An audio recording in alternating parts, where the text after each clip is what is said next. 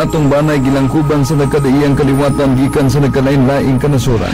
Mga batan-on ug mga tigulang, mga dato ug mga kabos, mga babayi ug mga lalaki, mga makasasala ug mga balaan.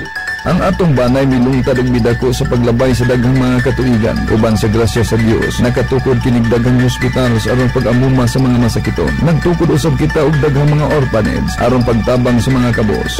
Kita ang adunay dakong charitable organization sa kalibutan aron ipaabot ang mga hinabang ni adtong mga nanginahanglan. Atong giedukar ang daghang mga kabataan itandi sa laing tinuoan. Nakatukod kitag daghang mga universidad ug mga kolehiyo sa nagkalain-laing kanasuran. Atong gipanalipdan ang dignidad ug kabilinhon sa kinabuhi sukad sa taguangkan sa inahan hangtod na sa lubnganan. Atong gipanalipdan ug gipalambo ang kabalaan sa kaminyoon ug sa pamilya. Daghan sa mga kabaranggayan, mga lungsod, mga dakbayan ug mga kanasuran nga gingalan sa ngalan sa atong mga balaan. Giniyahan sa Espiritu Santo nagagikan kanato ang Biblia. Sa lintunganay nag-uswag kita pinaagi sa balaang kasulatan ug sa balaang tradisyon nga sa makanunayon nagiya kanato sulod sa duulan na sa duha ka libo ka tuig. Kita mao ang simbahan Katoliko.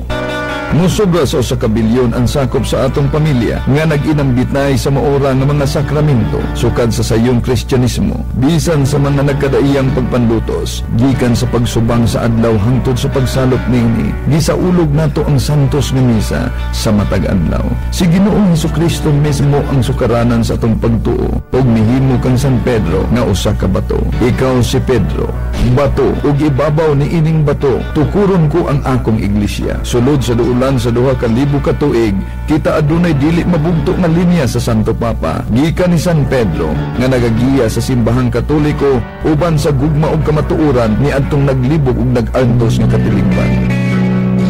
Kita usa ka pamilya nagkahiusa diha sa lawas mistiko ni Ginoong Hesukristo ang atong Ginoo ug manluluwas. Kita mao ang Katolikong simbahan.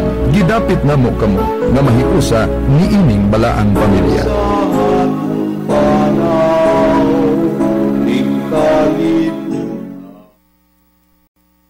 Atong banay gilangkuban sa nagkadaiyang kaliwatan gikan sa nagkalain-laing kanasuran.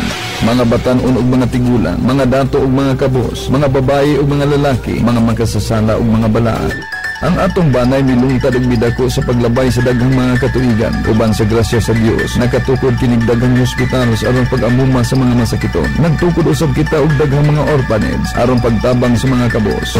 Kita ang adunay dakong charitable organization sa kalibutan aron ipaabot ang mga hinabang ni adtong mga nanginahanglan. Atong giedukar ang daghang mga kabataan itandi sa laing tinuoan. Nakatukod kitag daghang mga universidad ug mga kolehiyo sa nagkalain-laing kanasuran. Atong gipanalipdan ang dignidad ug kabilinhon sa kinabuhi sukad sa taguangkan sa inahan hangtod na sa lubnganan.